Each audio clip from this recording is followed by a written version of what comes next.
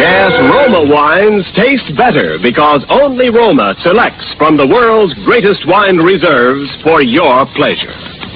And now, Roma Wines, R-O-M-A.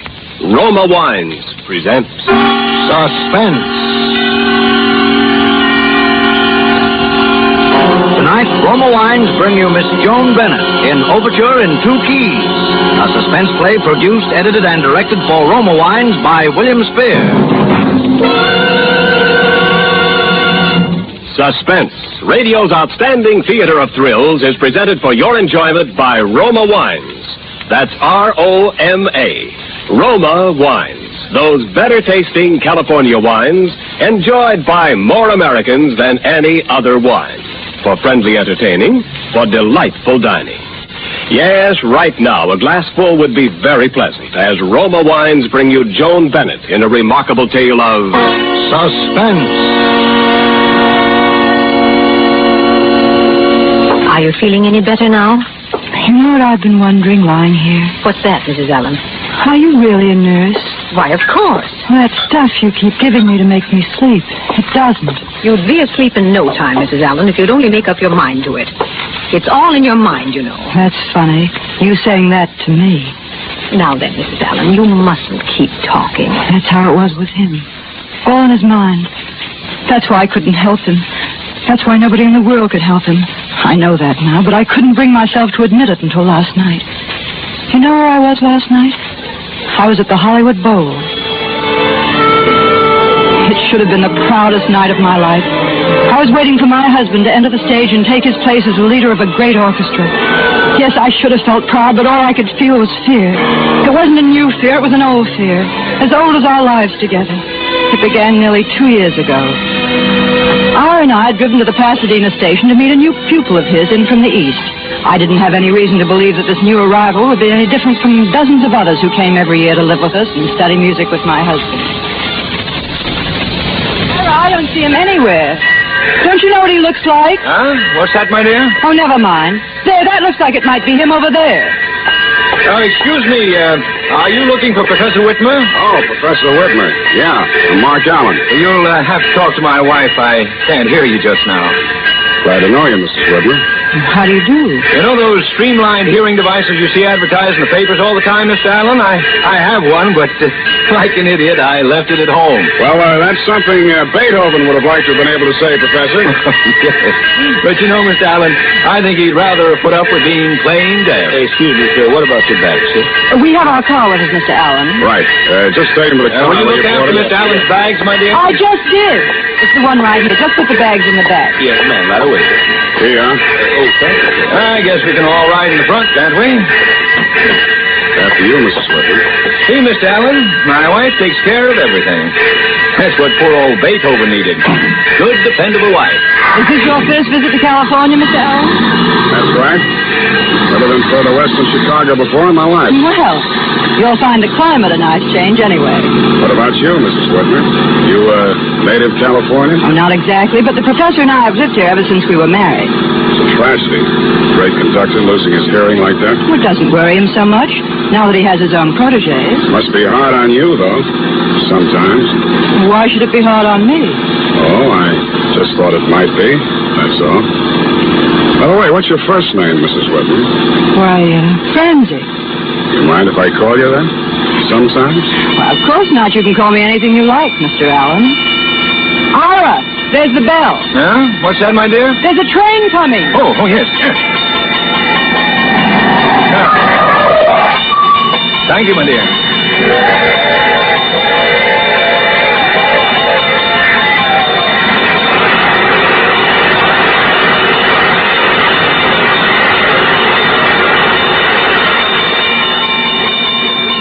I hope I didn't give you a scare, Miss Allen. I really shouldn't be driving without that fool device. My dear, would you like to drive? You drive. We're almost home now anyway. Is this where we live? Uh-huh. This is Brooksville. Nice little town we live in. Well, I certainly hope you'll enjoy it, Mr. Allen. I'm sure I will, Francie.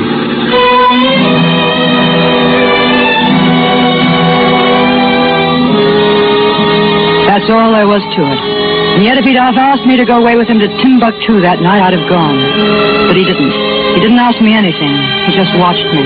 Not like the musical genius he was supposed to be. He was rough and hard and strong. A kid from the wrong side of the tracks. A kid like me. And I was watching him. I was watching him all the time. Until one morning, I had gone into L.A. for the day. I was in the kitchen washing up the breakfast dishes. And he was supposed to be up in his room composing, but he wasn't composing any more than I was washing dishes. He was waiting for me to go up to him. He didn't have to wait long.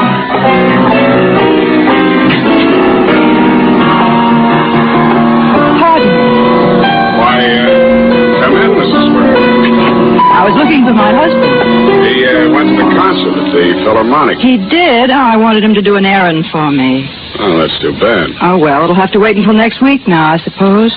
He might remember and call you. He might.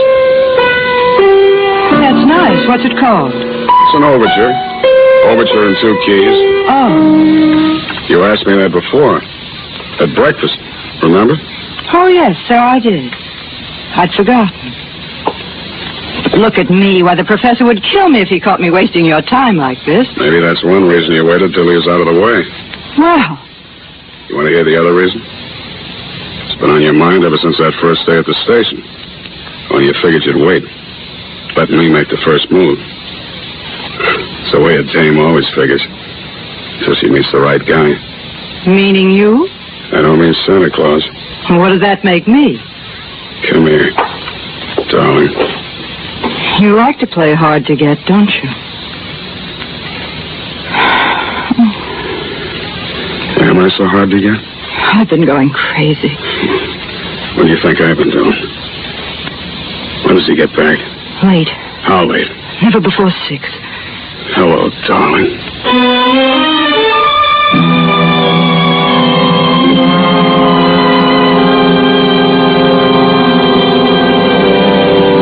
6 o'clock came too soon that night. It always came too soon. I think I dreaded that clock more than I dreaded Ira. We couldn't cheat on the clock. But with Ira, well, taking care of Ira wasn't any problem for an Einstein. But Mark was the one who had to do it. Mark had to fix it so that earphones or no earphones, Ira would be deaf as an adder. Sometimes I couldn't understand why Mark got so upset over that part of it. He used to tell me that I never would understand. I wasn't a musician and I wasn't deaf. Well, anyway, I had plenty of other things to feel bad about. We both did. We were like 2 shipwrecked sailors dying of thirst, and all we got to drink was salt water. You can stand that kind of thirst just so long.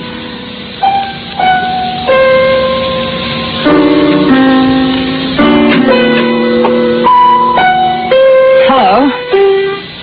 Hello yourself. Keep on playing. Oh. Hasn't he gone yet? He just called off his LA appointment. What's up? Oh, he thinks he's in for the flu or something. Anyway, he's staying home all day. Lock the door, baby. Keep the germs out. Mark? Yeah? He was talking about you. He said you decided to cut the course. I've taken in about all he can teach me. Besides, the dough's running short. You're lying. But I'm glad you're lying. Mark, take me with you. We can go away together. Where? New York, Chicago, it doesn't matter. He'd follow us, you know that. He's the kind of guy who'd track us down to the end of the earth. I wouldn't mind. I would. I'd mind plenty. You mean your career as a great conductor? That makes me a heel, doesn't it? That makes you like the rest of them. That's all Ira thinks about, his career. He cares about as much for me as... Okay, but so far as the law is concerned, you're Professor Whitmer's wife. And there isn't anything we can do about it. Isn't there, Mark? Nothing that makes sense. Mark. Does it make any sense to you? I've thought about it. You wanted to hear me say it, though, didn't you? Don't look at me like that. Then you'd be sure I was crazy about it. Mark. Come here. If only we didn't feel this way every time. Yeah, but we do. Don't we? Every time. Hello. Darling. Ira! I must apologize for lowering myself to the role of an eavesdropper. Ira, please. And it's also regrettable that you, Mr. Allen, should presume that my affliction would affect my powers of observation. Or for that matter, my tolerance. You will kindly make arrangements to leave my house. I guess that's about the way it is, Professor. I've already taken the liberty, or I should say the precaution, of reserving you a ticket to New York. You have 40 minutes to get to the Pasadena station. I must talk to you. Undoubtedly, my dear. But if Mr. Allen's going to catch his train, I must go and get the car. You might help Mr. Allen with his packing. What time do you have? 5 to 11. Yeah. We can just make it. Mark, you're not really going. Mark! Throw me my music case. No, it's right there on the piano. What about the rest of your junk? Or are you leaving that behind a It's only suitcase? until I can send you a forwarding address. At least you can tell me where you're going. You heard him. New York. There's a car now. Mark! Yeah. Mark, let me know if you should change your mind. I won't have to let you know, Francie. I haven't changed my mind.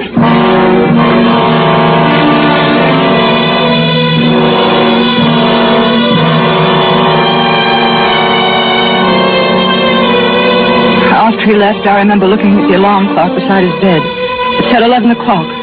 Then I thought about what I'd be doing tomorrow at 11 o'clock, and the day after that, and the next week, and the next year. 11 o'clock for all the rest of my life would be the time he walked out of that door. I wanted to cry, but I couldn't. I just sat there listening to the clock. I must have sat without moving for hours. Then I heard the bell. My first thought was that it was Ira. Automatically, I got up and walked downstairs to answer it. Hey, ma'am, you Mrs. Whitmer? That's right. Lieutenant Scott, police headquarters. Now, you know this gentleman here? Why, yes. You, let's get ready for some bad news, Mrs. Whitmer. My husband? Yes, ma'am, there's been an accident. Lieutenant, I'm an old friend of the family. Maybe you better let me tell her. You'll have to give me some address then, Mr. Allen. Call me here. Pasadena 1213. It's only a matter of the next few days, you understand. I'll stay in town as long as you need me. Pasadena 1213. All right, Mr. Allen. Good day, Mrs. Whitmer. Goodbye. Goodbye, Lieutenant. Mark. Oh, Mark, I thought I was never going to see you again. Didn't you? I think I want to sit down a minute.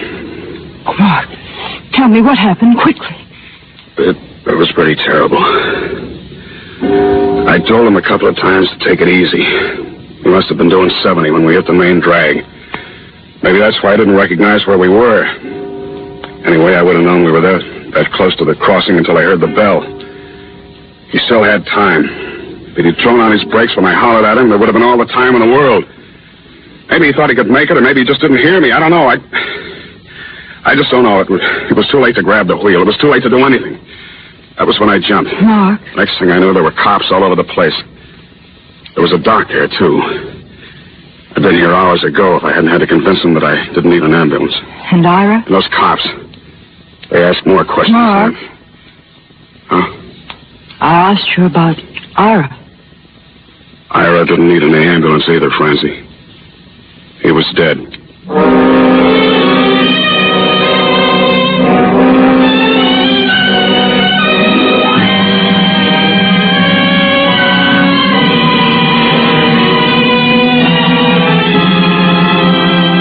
For Suspense, Roma Wines are bringing you Joan Bennett in Overture in 2 keys.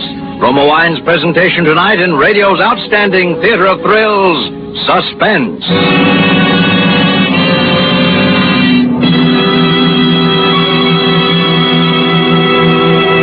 Between the acts of Suspense, this is Ken Niles for Roma Wines. These cold, blustery evenings, there's real pleasure in staying comfortably at home, listening to favorite radio programs, reading by the fireplace, and enjoying the mellow pleasure of a fine Roma wine. Yes, better tasting Roma California wines, sherry, port, or muscatel, add warmth and friendliness to quiet evenings and informal entertaining. And because Roma wines taste better, more Americans enjoy Roma than any other wine. Roma wines taste better because Roma begins with choicest grapes. Then, with patient skill and America's finest winemaking resources, Roma guides these choice grapes unhurriedly to tempting taste perfection.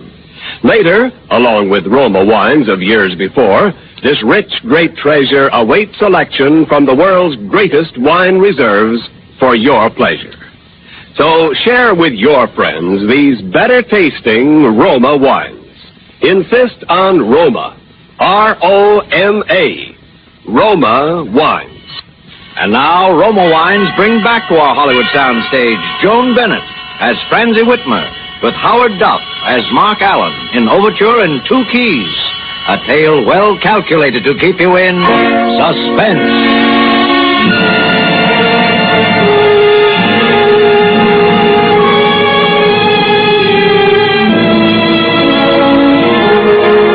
the inquest at the house. It took the coroner less than 3 minutes to return the verdict. Accidental death.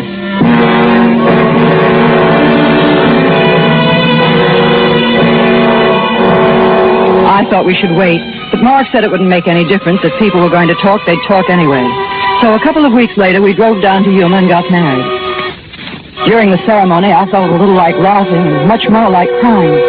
And let me tell you, if you ever get married in one of those Yuma wedding chapels, you'll feel like crying too. On the outside, there are neon lights to tell you how they do business day and night. And on the inside, everything is strictly like a funeral parlor. Artificial lilies, incense, and, of course, an organ. And do you, Francie Whitmer, take this man as your lawfully wedded husband to have him hold from this day forward? I do. And do you, Mark Allen, take this woman as your lawfully wedded wife? Mark. What? I do. I repeat, do you, Mark Allen, take this woman? Yes. You have him to hold from this day forward until death do you part?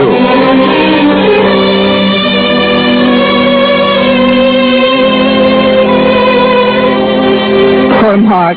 I kidded him afterwards about fluffing his lines, and he acted very serious about the whole thing and tried to make out that he didn't hear that particular part. Well, I guess every man thinks that those words are written just to make him nervous, and every woman thinks they are written just for her. At least I know I did. At first, we were as happy as any two people could possibly be. And then, it wasn't that anything changed, but I began to worry about Mark. It was as though he were expecting something. Sometimes when he thought I wasn't watching him, it almost seemed as though he were listening to something. A couple of nights ago, we had the party. It was kind of a send-off for Mark's debut at the Bowl. And it was a very Tony affair. All the long hair. You can just imagine my humiliation, Mr. Allen. Right in the middle of Mimi's death scene, too. And afterwards, he had the nerve to tell me there was nothing wrong with his voice. It was stage fright. Oh, I could have slaughtered that fellow. If you'll excuse me, Madam Tetra, I think my wife wants Oh, there, darling. Fine. Can we get rid of these people? Eventually, I suppose. Here comes Stanley. Maybe he'll know how to cut it short. Well, it looks like a good party. You see, Miss Allen, you get an important manager, and all the important artists visit your home. Now, can you get them all out of my home? Oh, no, you can't disappoint your public, Mark. What about playing something to sort of wind up the evening, eh? How about the Overture? I know it won't sound on the piano, but after all, it is the thing. Now, where is he going? You asked him to wind up the evening, didn't you? But how can I make an announcement if he doesn't tell me what he's going to play?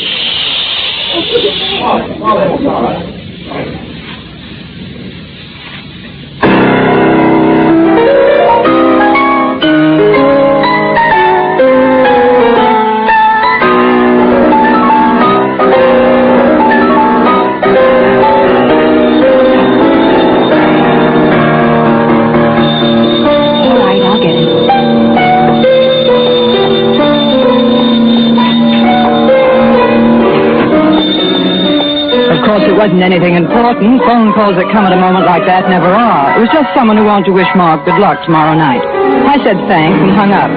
It wasn't until I was halfway back up the stairs that I knew something had gone wrong. Oh, maybe you should have seen his face. It looked more like a frog to me. What happened? There's nothing to be alarmed over. Where's my husband? He's upstairs, resting. What's the matter with me? Nothing at all, my dear. Really nothing at all. He was a little overtired, so he went upstairs. If you ask me, Mrs. Allen, it's a plain case of stage fright. Well, I was telling him only this. I didn't wait for the rest. When I found him, he was just lying there staring into the darkness. I wanted to hold him in my arms and tell him that no matter what, he was my guy. But I didn't. I didn't say a word, and neither did he.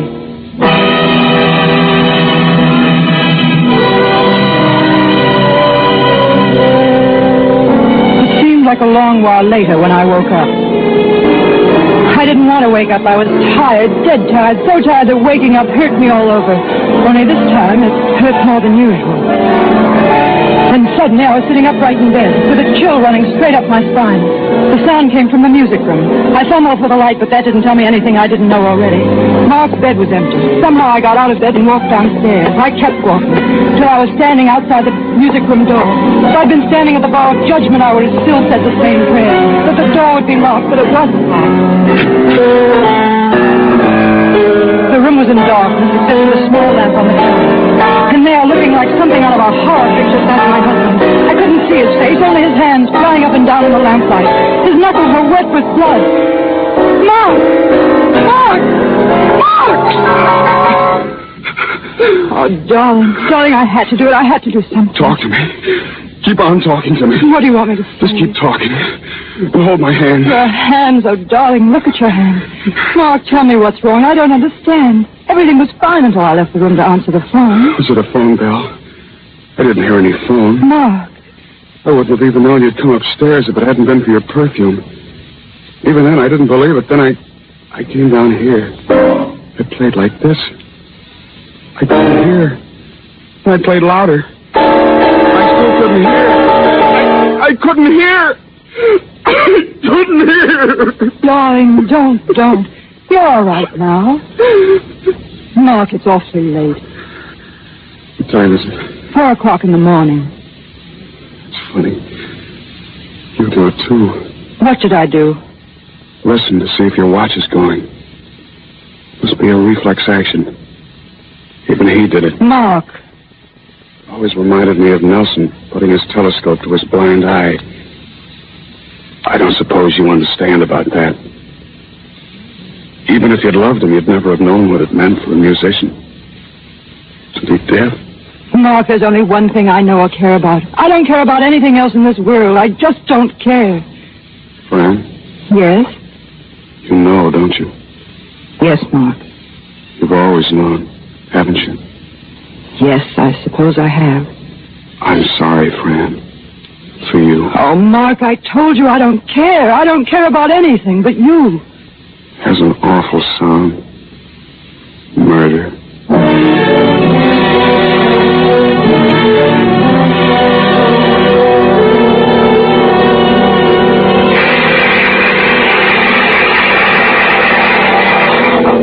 As I sat watching him walk across the great stage of the Hollywood Bowl, I wanted to pray, but I knew I hadn't even the right to do that. All I could do was think of what he must be thinking, how he must have timed it to the split second, how he must have snipped the wire on the earphone so Ira wouldn't notice it, how he must have felt when they were coming to the railroad crossing and he heard the warning bell and Ira couldn't. Ira couldn't hear anything. Mark had planned it that way. He had killed my husband because he couldn't hear a little bell.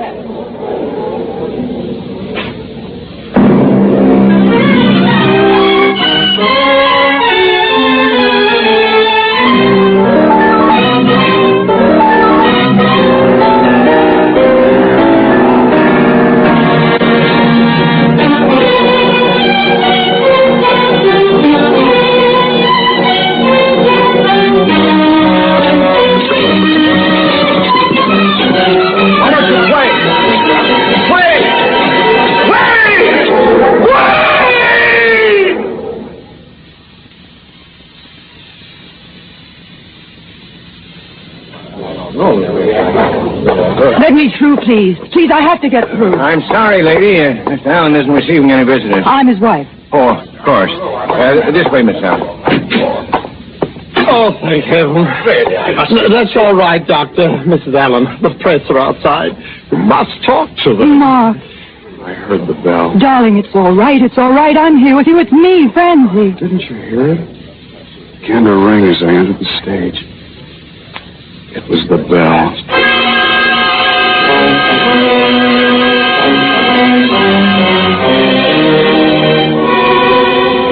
It took us an hour to get him to make any sense, and then suddenly he was all right.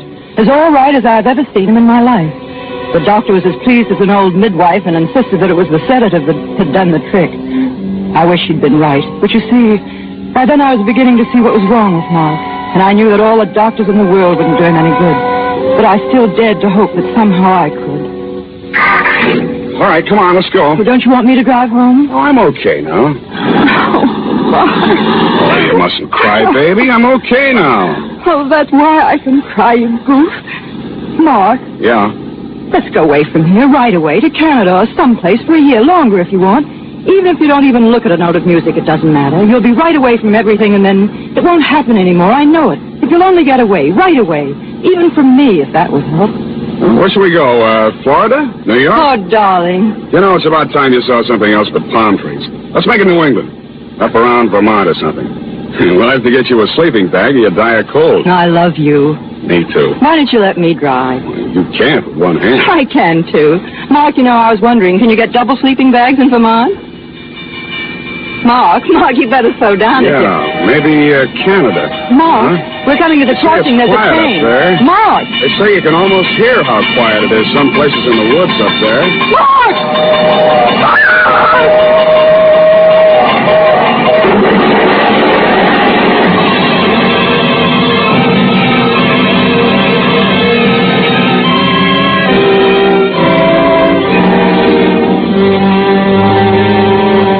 That's how the music ended. They told me today that he was dead before they got us to the hospital. I'm going to live. Isn't that swell?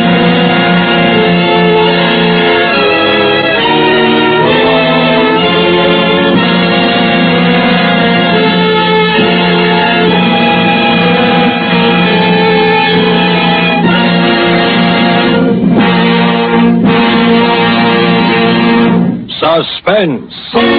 Presented by Roma Wines, R-O-M-A, Roma, America's favorite wines. This is Ken Niles returning to our stage with a lovely star of tonight's suspense play, glamorous favorite of movie-going millions, but a newcomer to suspense fans, Miss Joan Bennett. Welcome to the Suspense family, Joan, and congratulations. Your performance was wonderful. Thank you, Ken, but I'd like to share some of the compliments with Howard Duff, who played the composer so wonderfully. And as a token of our appreciation, here's a gift basket of Roma wines from Roma, America's greatest vintner. Thank you, Ken, and thanks to Roma. Among the fine Roma wines in your gift basket, Joan, is Roma Muscatel, a wine to add warmth to your welcome when friends drop in. A delightful taste treat with desserts, too. Rich in the tempting fragrance and distinctive taste of the world-famous Muscat grape, better-tasting Roma Muscatel is a mellow, satisfying wine born in California, praised by Americans from coast to coast. Yes, Ken, Roma Muscatel certainly is delicious. And here's why, Joan. Roma Muscatel, like all Roma wines, begins with choicest grapes. Then Roma vintner skill and America's finest winemaking resources guide these luscious grapes unhurriedly to tempting taste perfection. Later, along with Roma wines of years before, this rich grape treasure awaits selection from the world's greatest wine reserves for your pleasure. No wonder more Americans enjoy Roma than any other wine. You've convinced me. And now may I remind our listeners of something? 1946 saw the worst epidemic in 30 years of infantile paralysis. We must fight this brutal child crippler and guarantee medical care and treatment to all victims. Join the March of Dimes. Send your dimes and dollars to care of your local March of Dimes headquarters today. Thank you and good night. Joan Bennett appeared through the courtesy of Diana Productions, producers of The Secret Beyond the Door. Tonight's suspense play was written by Pamela Wilcox and Malvin Wall. Next Thursday, same time, you will hear Roddy McDowell as star of Suspense. Produced and directed by William Spear for the Roma Wine Company of Fresno, California.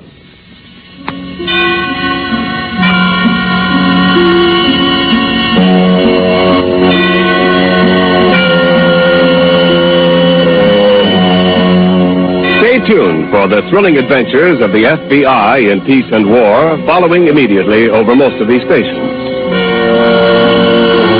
This is CBS, the Columbia Broadcasting System.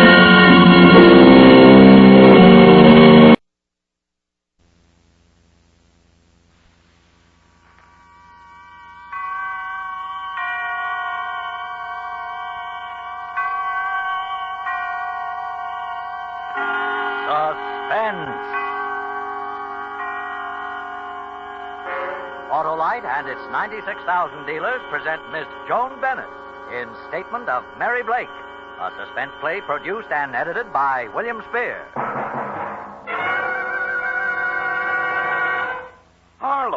where did you get those suspenders? Hap, my envious end man, those are Autolite Stay Full battery suspenders. What queer animals on them? Is that a camel? That Hap is a contented camel with a smile from hump to hump. He knows that Autolite Stay Full batteries are the batteries that need water only 3 times a year in normal car use. And that's because they have over 3 times more liquid reserve than batteries without Stay Full features. Wow, what's this dancing dervish doing? He's celebrating his release from camel watering. Just got a new Stay Full battery. This is gonna kill me. Do Autolite Stay Full batteries do handstands, too? On my suspenders, they do, because Autolite Stay Full batteries give 70% longer average life than batteries without Stay Full features, according to recent tests based on SAE life cycle standards. And remember, too, Autolite Stay Full batteries need water only 3 times a year in normal car use. Anything else, Wilcox? Just one more thing. You're always right with Autolite. And now, with statement of Mary Blake and the performance of Miss Joan Bennett, Autolite hopes once again to keep you in suspense.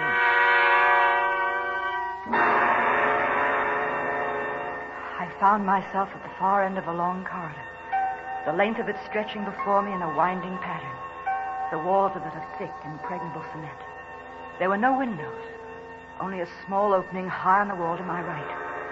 Through this, a single shaft of light fell into a pattern which told me there were iron bars on that one small window. At first, it seemed that I was alone in this place. I stood huddled and afraid, unable to move. Somehow, I had the feeling that soon I would not be alone. Then, faintly, from out of the darkness ahead of me, I heard him coming with slow, shuffling footsteps. The walk of a man who has not long been without his eyes. I saw his cane first, a slim thread of white in the blackness before me. I watched it, tapping up and down in a nervous rhythm. Tapping, coming closer, closer. I felt the muscles in my throat tighten in an effort to scream. But I made no sound at all, nor did I move. I just stood there and waited, and watched him come toward me. Then in the next instant, his face was caught in the shaft of light, and I saw him very clearly. The searing marks of pain were there, and with them the lines born of brooding and evil. And I looked for a long time at that face, and I found myself wondering, if I could see behind those dark glasses, would I find in his sightless eyes any sign of repentance?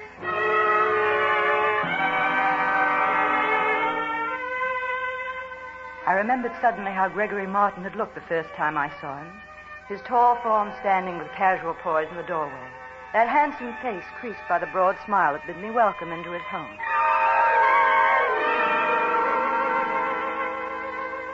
Hello, Miss Blake. Come in, won't you? Thank you. Here, let me take your bag. Thanks. Mrs. Martin isn't here just now, so I'll show you your room. Oh? I think you'll find it very comfortable. In fact, I hope you'll enjoy your life here and your work with me. Oh, I'm sure I will. I'm a little overwhelmed to find myself actually about to work with the Dr. Gregory Martin. Oh. When you've gotten your things unpacked and had the chance to catch your breath a bit, perhaps you'll join me for coffee. Wonderful. Then I'll show you through my laboratory.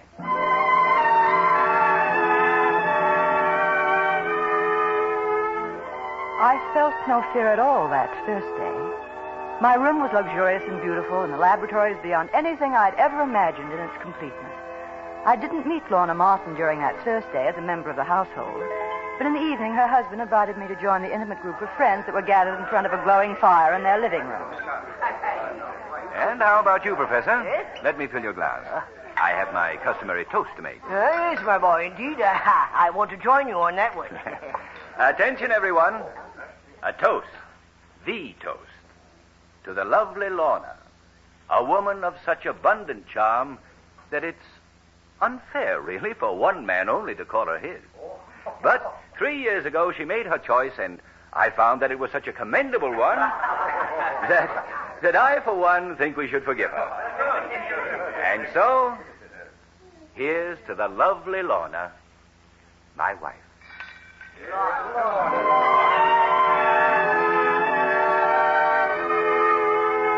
I joined in Dr. Martin's toast to his wife, and at the same time studied the faces of the people who were gathered in a semicircle around the room. There was a glint on the glass of one man's pince-nez that gave his face a weird, somewhat supernatural look. He was smiling broadly in the direction of Mrs. Martin, and his teeth in the light of the fire seemed to be made entirely of gold. I looked then at Lorna. She was looking past the others at her husband, and although she was smiling, I saw that there were tears in her brown eyes. Beneath her polish and exquisite breeding, she was insecure and afraid.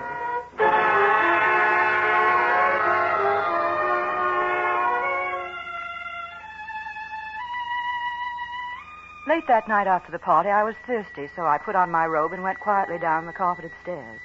The big double door that led into the living room was closed, but I could see that a lamp was lit inside the room. And then as I passed by, I heard her. She was sobbing softly. I turned quickly to go back to my room. I didn't want to be placed in the embarrassing position of hearing something I shouldn't. But before I'd gotten out of earshot, I heard her sobbing stop suddenly with a noise that sounded like the flat of a palm hand hitting hard against a cheek.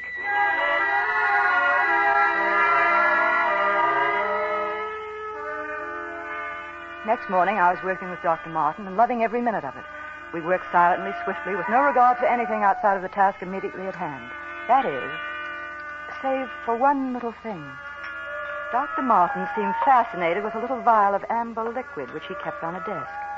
Twice he abandoned his work to walk over to it, lift the glass container up to the window, and study its contents, his lips forming a strange half smile. Why, yes. Yes, that's it, of course. What? I beg your pardon, Dr. Martin. Were you speaking to me? Oh, no, Miss Blake. Talking to myself, I expect. Scientists frequently do, I understand. Yes, I've heard so. My formula, Miss Blake.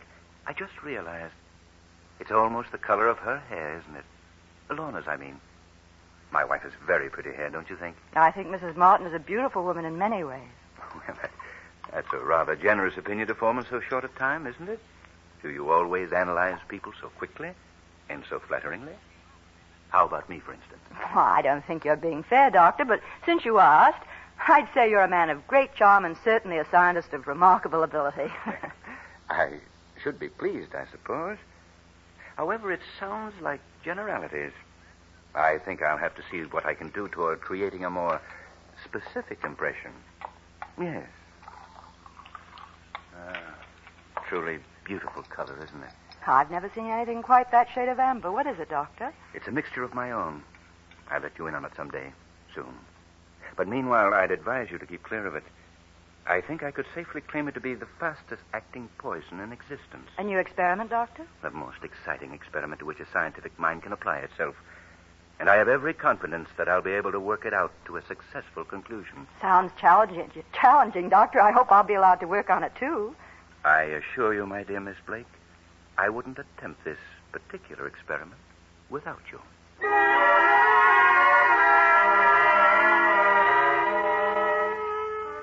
Neither of us made mention of his poison again, and indeed it seemed that the doctor had quite forgotten it. We were both working hard on the completion of his current project. Lorna Martin worked with us part of the time, and it was only then that I learned she had previously always assisted her husband with his work. It was, in fact, Lorna who suggested the final step that led him quickly to the result he had been striving for. We worked from early morning until late at night, and on the third day towards midnight, the project was completed. We had a late supper, and after a glass of liqueur, I left the doctor and his wife and went to my room. Yes? I'm sorry. Were you asleep? Oh, no. No, I was just sitting here relaxing, Doctor. I'm still too excited to do any sleeping. Well, that's exactly how Lorna and I found ourselves feeling. So we decided to sit up and talk a bit over another glass of liqueur. We wondered if you'd join us. After all, this has been a three-way victory, Miss Blake. We want you in on our triumphal toast. Oh, that's a generous thought. I'm afraid I wasn't much more than a spectator in this instance. Oh, nonsense. Come along. Well, I am certainly eager to talk with Mrs. Martin. I had no idea she was an active colleague of yours in the laboratory. Oh, yes. Lorna's been of tremendous help to me. In the past, I would say she's been quite indispensable. Lorna's brilliant mind amazed me from the first moment I met her. Here we are. Lorna, my dear, Miss Blake and I were just having a most engrossing conversation, wholly about you. It seems Miss Blake has been greatly impressed by the work you've done on this idea of mine. Oh, Dr. Martin, you're making it sound as if I had minimized your own work. I didn't mean... Well, of course you didn't. I do understand. And you needn't make apologies in my direction for your appreciation of my wife's talent. Here now. A liqueur for you, Miss Blake. Same as earlier? Please. There you are. Thank you. Ilona, dear. How about you? Your glass can stand a little replenishing, I should imagine. Well, let me see. No. Why, you still have some that you haven't even touched. In the few seconds that had passed since Dr. Martin and I had entered the room, 3 distinctly sharp and clear thoughts had crossed my mind in sudden, quick succession. And each of them struck at my insides like the painful puncture of a thin, sharp blade. 1, that Dr. Martin, professionally, was insanely jealous of his wife. 2, that it was totally unlike Lorna Martin not to speak to us as we entered the room. And 3, that Dr. Martin had just gone over to his wife to make absolutely certain that she was dead.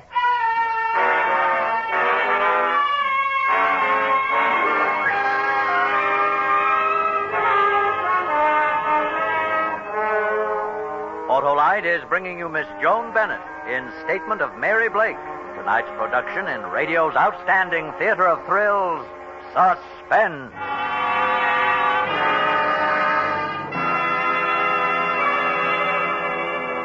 Say, Harlow, can I get a pair of those Autolite Stay Full battery suspenders? Hap, there's a catch to these suspenders. Of course. Wouldn't be suspenders without a catch. Well, to get a pair of these, you'll have to rave about that special feature of the Autolite Stay Full battery, the fiberglass retaining mat that protects every positive plate to keep the power-producing material in place for longer life. 70% longer life, in fact, than batteries without Stay Full features. And this is proven in recent tests based on SAE life cycle standards. Doesn't anyone but you have a pair of those wonderful, wonderful suspenders? No. These suspenders were made for me by a happy car owner who recently bought an Autolite Stay Full battery, the battery that needs water only 3 times a year in normal car use. Said he couldn't thank me enough for telling him about it. So, friends, see your Autolite battery dealer tomorrow. And remember, you're always right with Autolite.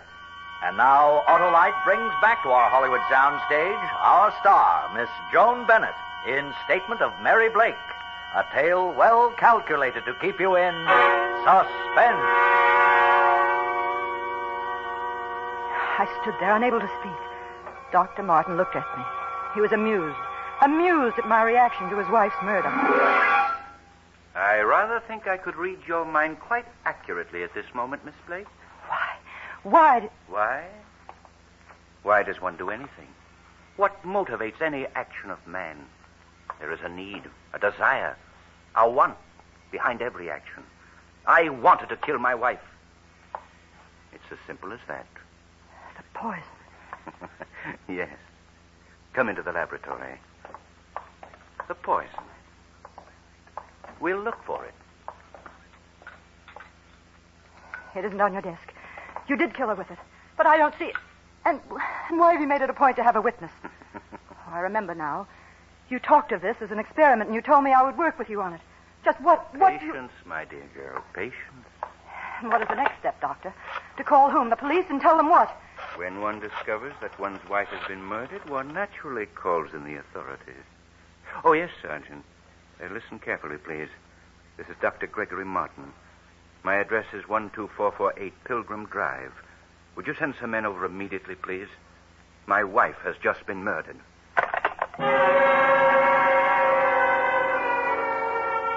The complete realization of what he had done seemed to come upon me all at once. A sudden delayed shock that hit me with the impact of a hammer blow. I looked at him, and he seemed a total stranger. A maniac whose next move I could not predict.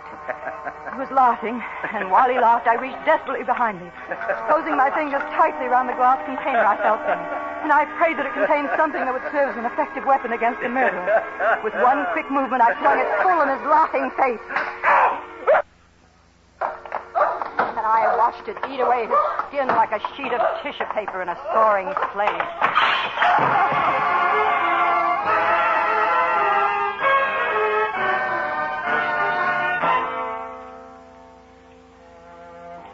When the police arrived, they found Lorna Martin seated erect and beautiful in the chair in the sitting room, while her husband writhed in pain on the floor of his laboratory. I was at Dr. Martin's desk, they said. I remember lifting my eyes to follow mutely the movements of the men who streamed into the room. Through the door, I could see them bending over the body of Lorna Martin, and I watched with a strange, detached curiosity. as 2 interns administered temporary treatment to Dr. Martin's injuries. Then they took us away, the 3 of us. I don't remember much about it.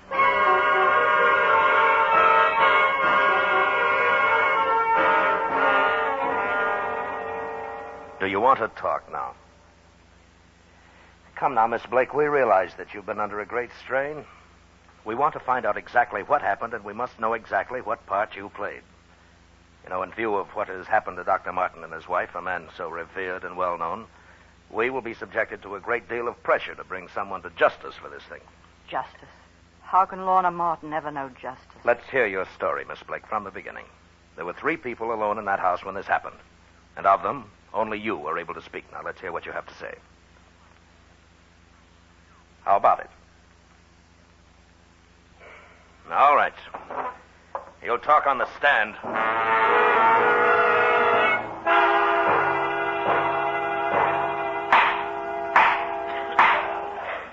Will the witness please take the stand? I swear to tell the truth, the whole truth, nothing but the truth, so help me God. It was like a dream still. The setting now is a court of justice. And I sat numbly among strange faces and gesturing hands and questioning voices. Please tell the court. I could hear words tumbling towards me and then well float forth away, only to return with renewed force. Dr. Martin has been my close friend and associate for over a dozen years. His fine character cannot be questioned. He and his wife were an unusually devoted couple. This thing that has happened is shocking. You were a frequent visitor in the Martin home for many years, Dr. Lee. Yes? Can you relate to the court any scenes you witnessed in the Martin household which might have an important bearing on this case? I attended a gathering at the Martin home on the very night that Miss Blake first came there. She sat with us in the living room, and throughout the evening I was aware of her studying Dr. Martin with a peculiar intensity. It was extremely odd. As the medical examiner on this case, will you please tell the court your findings which revealed the cause of Lorna Martin's death? Mrs. Martin was poisoned. The poison was in liquid form, taken internally. It was obviously expertly prepared by someone well acquainted with scientific formulas, someone who had access to an excellently equipped laboratory. Tell the court whose fingerprints were found on the liqueur glass from which Lorna Martin drank the poison that killed her. We found on the glass the prints of Mrs. Martin and those of Mary Blake. And no others? No, sir. No others. Did you discover any more of the poison like that which was used to kill Mrs. Martin? Well, there were several drops of it left in the glass from which Mrs. Martin drank. Later, during our investigational search of the entire house, more of the poison was found. And will you please tell the court where the remainder of that poison was found? Yes, sir. In a perfume bottle on the dressing table in the room of Mary Blake. The voices floated in and out and around the room. And some of the words hit against the walls and echoed back at me. Then I rode on them to the front of the room, and the voices were loud and strange, and my senses seemed blocked by them, and by a hand that pointed towards me, and a face that swung down at me like an inflated comic balloon. I almost laughed. Perhaps I did.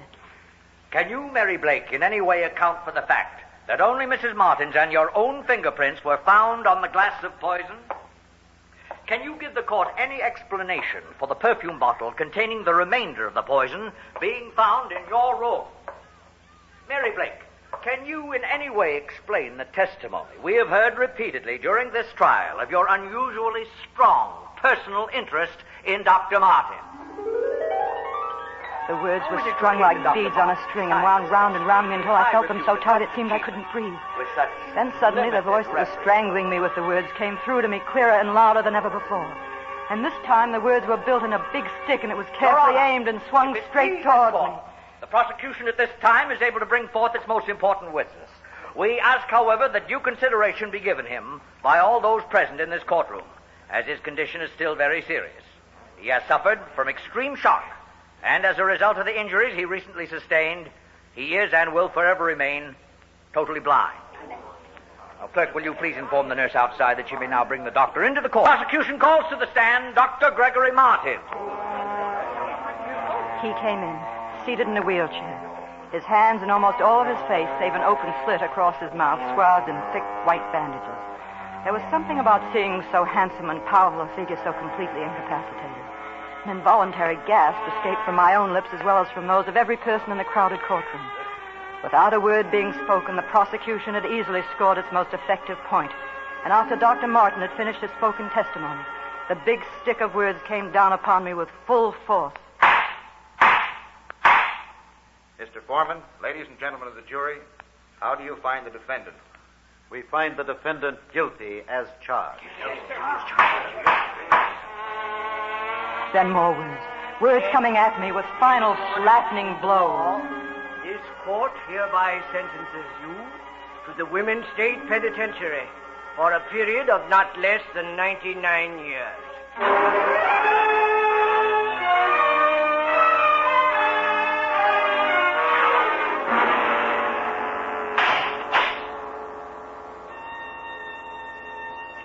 I found myself at the far end of the long corridor, the length of it stretching before me in a winding pattern, the walls of it of thick, impregnable cement. There were no windows, save for a small opening high on the wall to my right. Through this, a single shaft of light fell into a pattern which told me that there were iron bars on that one small window. At first it seemed that I was alone in this place. I stood huddled and afraid, unable to move. Somehow I had the feeling that soon I would not be alone. Then faintly, from out of the darkness ahead of me, I heard him coming, with slow, shuffling footsteps. The walk of a man who has not long been without his eyes. I saw his cane first, a slim thread of white in the blackness before me. I watched it, tapping up and down in a nervous rhythm. Tapping, coming closer, closer. I felt the muscles in my throat tighten in an effort to scream, but I made no sound at all, nor did I move. I just stood there and waited, and watched him come toward me. Then, in the next instant, his face caught in the shaft of light, and I saw him very clearly. Mary, Blake, wake up. Come on now, get hold before you rouse the whole block. Come on now. Oh, we can't have this every night. Oh, what's that dream? I can't stop dreaming. It isn't fair. It isn't fair. I don't belong here. I didn't do anything, but I'm here. He still won't leave me alone, not even in my sleep. Oh, there, you see, Warden. That's the way it is every night. We can't seem to That's do enough, it. Matron. We're releasing Mary Blake. What did you say? You're free, Miss Blake. The nightmare is over. Come with me, and I'll tell you what has happened.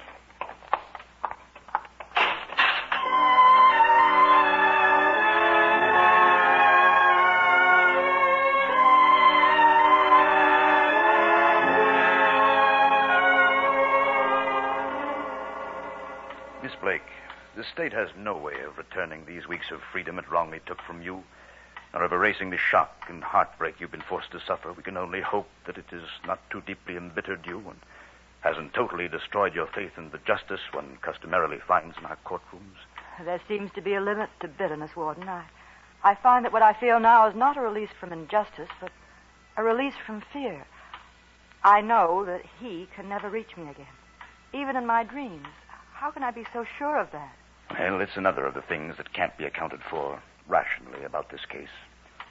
It leads one to wonder if some metaphysical force wasn't put to work in place of the erring machinery of justice. Miss Blake, when you blinded Dr. Martin, you limited his vision to mental images. And over the period of time that has lapsed since the day you received sentence, it seems the doctor's mind would not free him from one particular visual experience. He, too, suffered from a recurring dream, which, due to his impairment, was inflicted upon his waking as well as sleeping hours. The dream, did he describe it? Oh, he did, in detail. It seemed that there was slow, groping steps. I entered a narrow corridor. With my hands, I felt that the walls were of a thick, impregnable cement. The tap of my cane produced an echo that told me the corridor was one of interminable winding lengths. I did not want to enter nor walk through it. Yet it seemed that I was forced to. And the walking, seemed endless. I wanted to cry out, but could find no voice. I wanted to see a single light from a window or an open door to know that there was somewhere an end to the blackness. But there was no light and no end. I wanted to turn back, but there was no turning back and no end to my walking. And although I had the feeling of being alone in this place, I knew that I was not alone and never would be. And it was worse than being alone. For though I could not see her, and though she did not touch nor speak to me, I knew she was there. And for me, she would always be there. Mary Blake, my accuser. For she is the innocent, and I am the guilty. And for the innocent, there is always a freedom. And for the guilty, there is never an escape.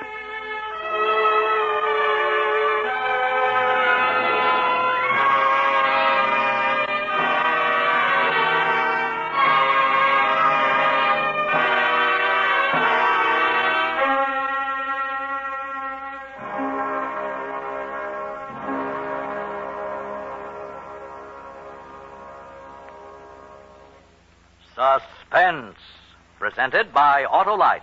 Tonight's star, Miss Joan Bennett.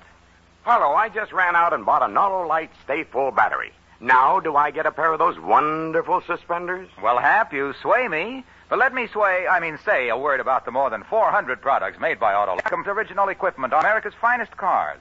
Spark plugs, batteries, generators, core electric windshield wipers, starting motors, bullseye sealed beam headlights. All engineered to fit together perfectly, work together perfectly, because they're a perfect team. So, friends, don't accept electrical parts supposed to be as good. Ask for and insist on Autolite original factory parts at your neighborhood service station, car dealer, garage, or repair shop. Remember, from bumper to tail light, you're always right with Autolite.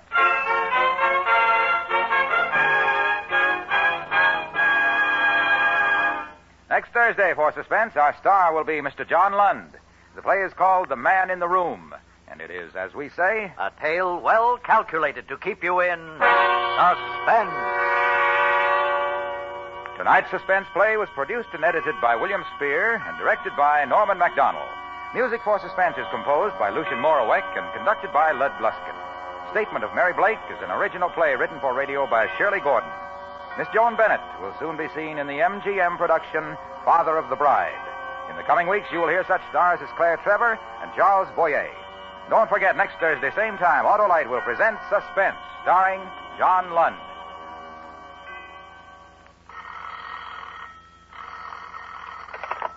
You can buy Autolite Stay Full batteries, Autolite resistor or regular spark plugs, Autolite electrical parts at your neighborhood Autolite dealers.